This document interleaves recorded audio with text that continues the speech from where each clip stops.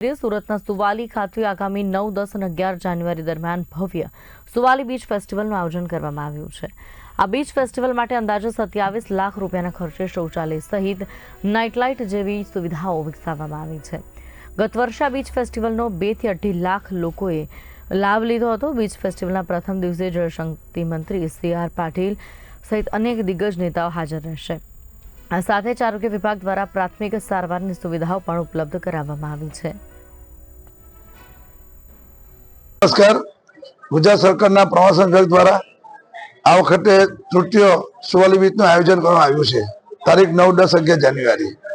ખાસ કરીને આ વખતની વાત કરીએ તો આપણા કેન્દ્રીય જળશક્તિ મંત્રી CR પાટીલ સાહેબ, નાયબ મુખ્યમંત્રી હર્ષ સંઘવીજી, મંત્રીમંડળના સભ્યો, સાંસદશ્રી, ધારાસભ્યશ્રીની આગેવાનીમાં શુક્રવારે 5:30 કલાકે આ બીચ ફેસ્ટિવલ ખુલ્લો મૂકવાના છે। આ વખતની વાત કરીએ તો આ વખતે 9 તારીખે સાંજે ઓસ્માન મીર, આમિર મીર, 10 તારીખે ભૂમિ ત્રિવેદી, 11 મે સાંત્વના ત્રિવેદી, એમ 3 દિવસ અલગ અલગ કલાકારો દ્વારા મનોરંજનની આપવાની આયોજન થઈ ગયું છે।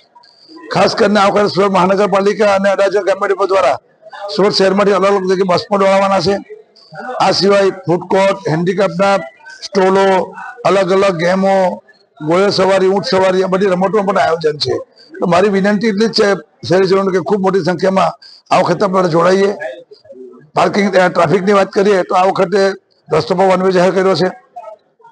4 થી 11 મોટા વાહન પર પ્રતિબંધ છે। આ વખતે મને લાગે કે દરેક સહેલાણીઓને સારી રીતે જવાની અને ત્યાં આનંદ મળશે એવું લાગે છે। આભાર। બસની કેવી સુવિધા છે? બસની સુવિધા આપણે બધી સોશિયલ મીડિયા, પેપરમાં બધી જગ્યાએ આપણે એને પ્રસિદ્ધ કર્યું છે અને બધી બસો દોડવાની જ છે। આભાર।